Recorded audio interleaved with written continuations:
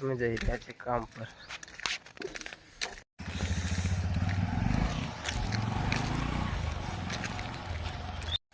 તો મેં જયેશભાઈ જીગો અને લુકા જઈ રહ્યા છે પટ્ટો બનાવવા।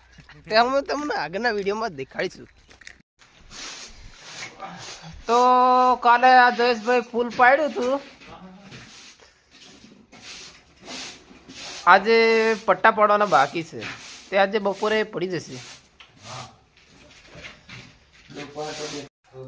તો મિત્રો માલ લગાવી દીધો છે પટ્ટા પાડવાનો, પછી કાપવામાં આવશે।